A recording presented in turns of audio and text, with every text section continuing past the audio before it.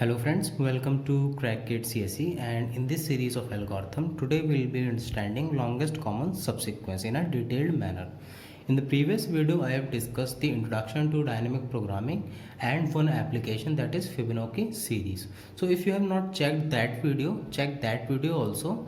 And before starting this video, I would like to request you all, if you have not subscribed to my channel, please subscribe the channel and press the bell icon so that you can get an update whenever I am uploading any new video.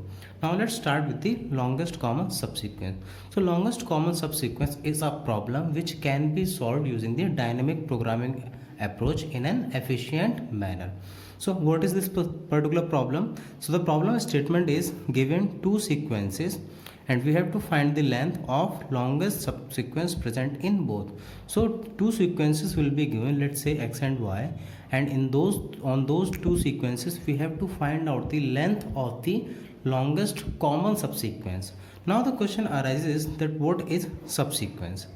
So a subsequence is a sequence that appears in same order, that means order has to be same, and may not be continuous, that means it can be continuous and it cannot be continuous. So this is an example. Let's say this is a particular sequence which is given. So this AA, this BBBB and this ABAB are the subsequences of given sequence. How? See this AA. So here I am having this A, here I am having this A. So this AA is a subsequence of this particular thing and they are in same order. That means after A there is another A, right? And may not be continuous. So it is not continuous because the two elements has been skipped, right? Similarly, this BBBB. So here you can see that this BB and this BB. That's why this is a subsequence where this A has been skipped, right? Similarly, ABAB. So here you can see that this is one AB and this is another AB. So they are in same order, that means AB, then after AB, and may not be continuous. So they are not continuous. They can be continuous also, because if I write a subsequence as ABB, ABB, so this is also a correct subsequence and there are all the elements are in same order and are continuous also. So this is also a correct subsequence. Now the question is how to find out the common subsequence. So before finding the length of a common subsequence, we should know that how we can find out the common subsequence. So here I am having two different strings or two different sequences, and in this sequence we have to find the common subsequence. So first of all, if I have to find out the common subsequence of 0 length, it will be nothing but null, or we can say phi. Similarly, if I have to find out the common subsequence of length 1, it will be either A or B. Both are right because A and B both are common. Similarly, if I have to find out the common subsequence of 2 length, it will be AB, because you can see that this AB is present in both the sequence. Similarly, I can write BA also, because this BA is also present in both the sequences. So this is also a common subsequence of length 2. Now if I have to find out the longest common subsequence, similarly if I go, we will be saying that there is a longest common subsequence of path 3 and it will be either ABA or BAB. See, this is AB and this ABA is present here, and this AB and ABA is present here also. Similarly, if you check for BAB, so this BAB is here, and similarly this BA is here and B is here. So this is the common one. But if you try to find out the common subsequence of length 4, will it be possible? You can try all the possibilities, but in this given example you will not be able to find out a common subsequence of length 4, right? So the highest length, that means the longest common subsequence length, is 3. So this is we can easily do because we can saw the particular sequence and by the human mind, by the human intervention, we are able to solve it. But now the question arises is how it can be solved in a system. When I write a program or when I use an algorithm, how it can be implemented in an algorithm. So let's try to find out that how we can find out the longest common subsequence, right? So I'm writing the longest common subsequence at LCS m comma n, whereas m is nothing but the length of first string, first sequence, which is x, and n is the length of another sequence. So for example, here you can see the length is 5 and here you can see the length is 4, right? And if I have to find out the longest common subsequence, that means LCS of 5 comma 4. So I will be starting from right hand side. In LCS we are using array data structure. So this is an array of 5 element, this is an array of 4 element. So we'll be starting from right hand side, that means from this particular end. And if there is a common attribute, if they both are the attributes or both of the alphabets are same, we will be skipping both the elements and adding 1 to it. See how? I'm checking for this particular A first.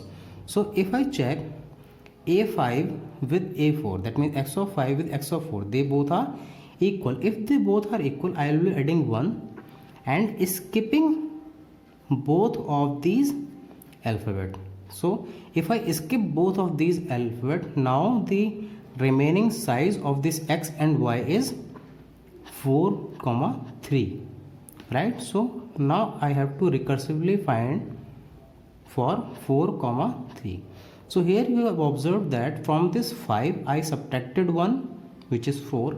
From this 4 I subtracted 1, which is 3, and we subtracted 1 if there is one common element, right? Similarly, now I have to check this B with this particular B.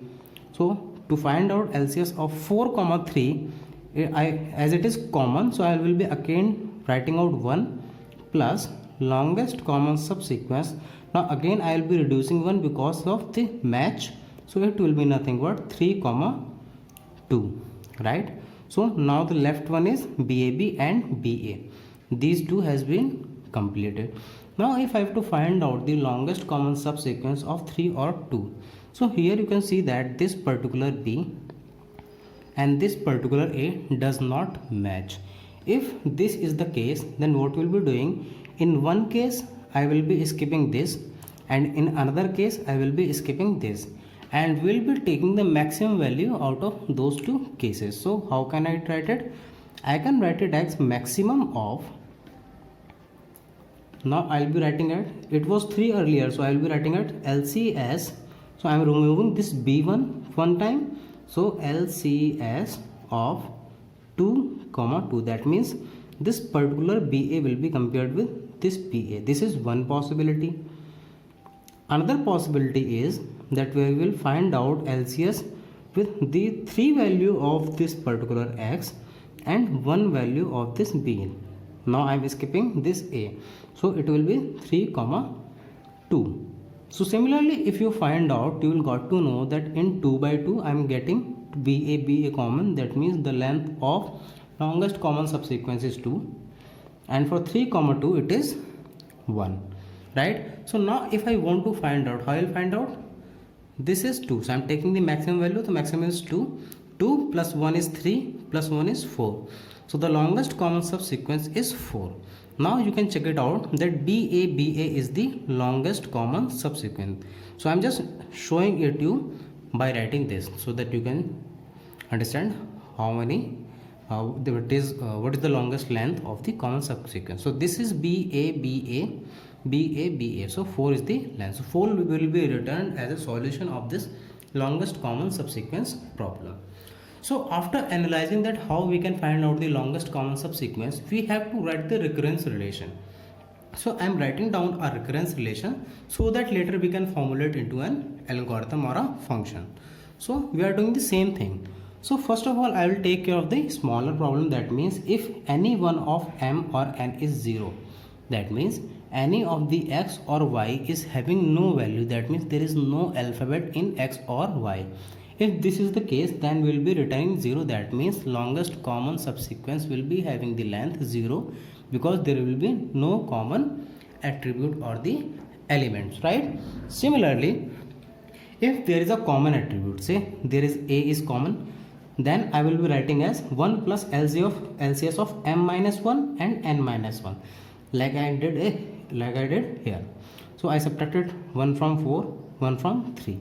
So this is the same thing. This is the case if common letter or alphabet is there, and if there is no alphabet is common, I will be taking both possibilities, like I take here, that means m comma n minus 1. The next step I will be subtracting m minus 1 comma n, and then we will taking maximum value, right? So if it is smaller, that is if anyone is 0, then 0. If equal, then 1 plus LCS of m minus 1 comma n minus 1. And if it is not equal, then it will be maximum of LCS of m comma n minus 1 and LCS of m minus 1 comma n. So this is the recurrence relation. Now the next step is to write down the algorithm or a function for the particular problem. So how we can write the particular function? See, I'm just placing it here. So this is the recurrence relation. So on the basis of recurrence relation, I'm writing the algorithm. So this algorithm is without using dynamic program. As of now, we haven't used the dynamic programming concept. I'm just explaining you the complete problem if you try to do without the dynamic programming. So I'm taking a function LCS m comma n. First I'm checking the condition. If any one of the m and n is 0, then we'll return 0. If the values are equal, if the alphabets are same, then we'll be returning 1 plus LCS of m minus 1 comma n minus 1, same as this.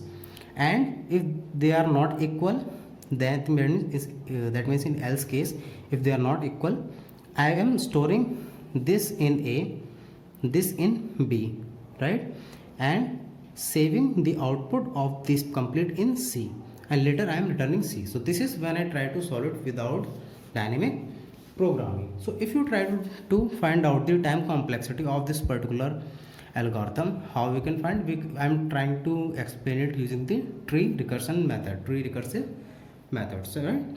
So here I took an example where x is having 4 alphabet and y is having 3 alphabet. That means I have to find the LCS of 4 comma 3.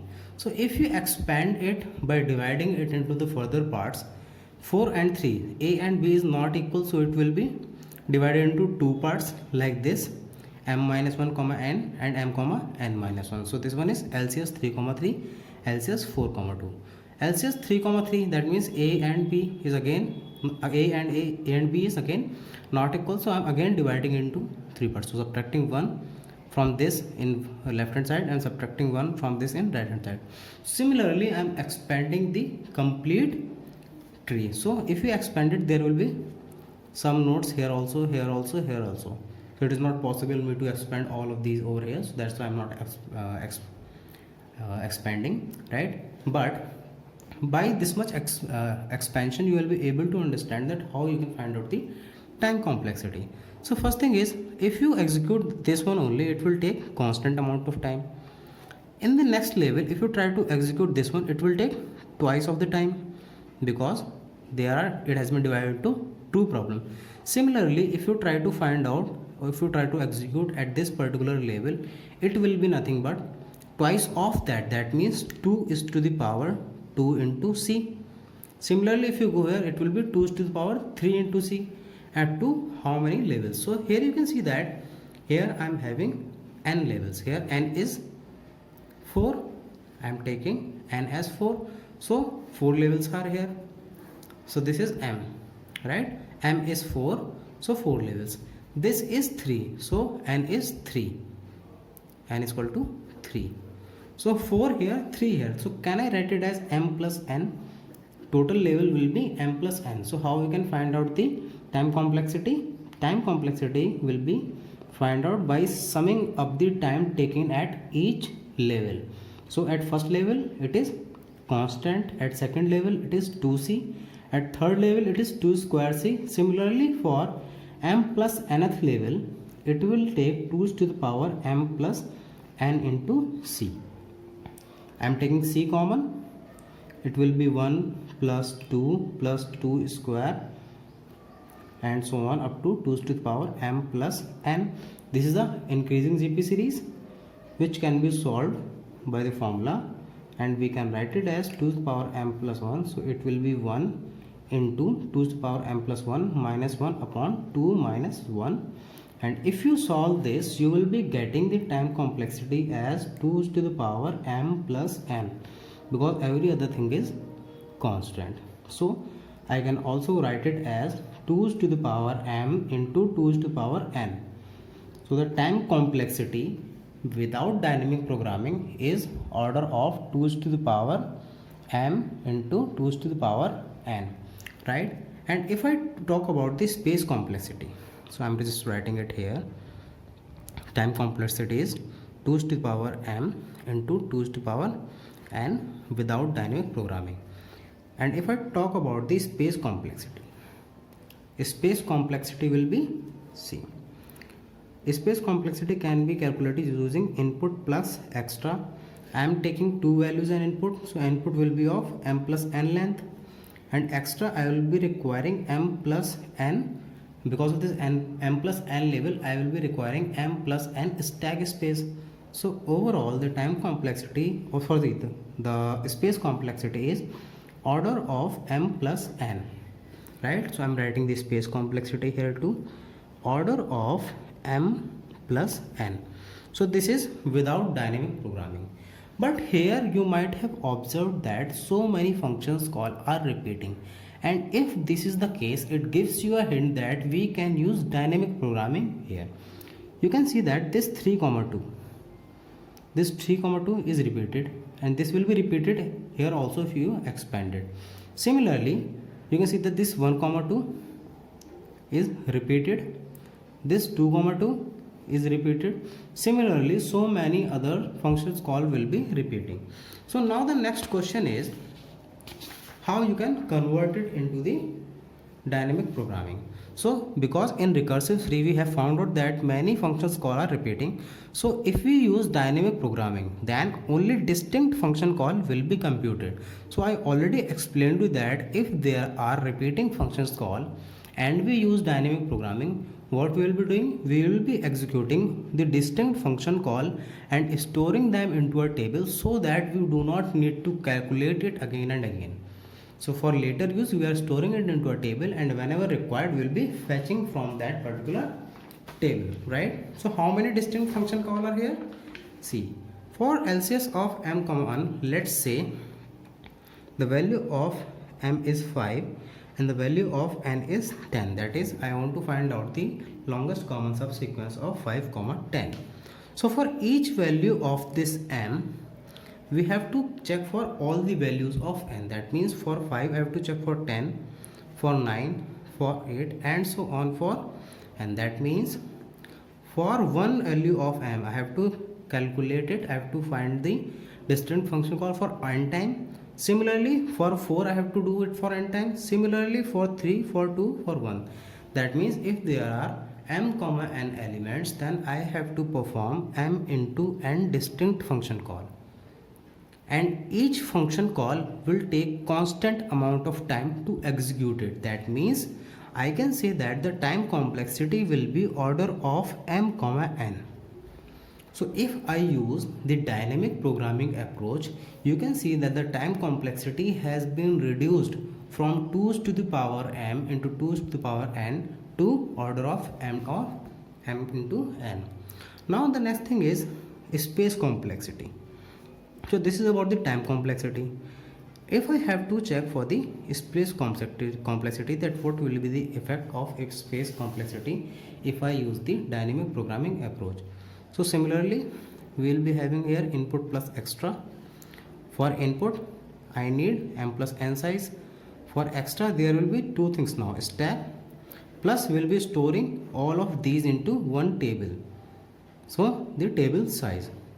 So stack will be taking same amount of time, that is m plus 1 because of the levels, and table we require is of size m comma n. Right, the table is required for size of m comma n. So the space complexity, this mn will lead, so we are taking it as upper bound, that order of mn. So time complexity has been changed from 2 to the power m into 2 to the power n to order of mn, right? Similarly, the space complexity has increased from m plus n to order of mn. So if you want to improve the time, it will obviously take more space, and if you want to minimize this space, it will take more amount of time. So if we implement this particular thing in the algorithm without using the with using the dynamic programming, so the program is more over same as this one. So the functions are same. The only difference is whenever I am executing anything, I am first checking that value in table, and if it is null, then I am executing. See, here I am directly executing LCS of m minus 1 comma n minus 1, but here I am first checking whether it is available in the table. If yes, we will be directly returning that value. If it is null, then I am storing the computation of dp LCS m minus 1 n minus 1, that is the same value as this, and storing it into this particular table. Similarly, for this, I am first checking its value in table. Here you can see if it is null, I am executing it and storing at this particular table. So this can be considered as A. Similarly, for this B, I am checking first. If it is null, then storing its value in table, which is considered as B. And in the next step, I am taking the maximum of these two, that means maximum of AB as C, and then I am returning C. So idea is same, just we are introducing one more table when we are going with the dynamic programming. So this is how you can find out the longest common subsequence using the dynamic programming approach. So if you found this video useful, like this video, share it with your friends, and let me know your feedback or your suggestions in the comment section. And in case if you are new on this channel, please subscribe the channel and press the bell icon so that you can get an update whenever I am uploading any new videos. Thank you very much for your support. Keep supporting, keep learning. Have a great day.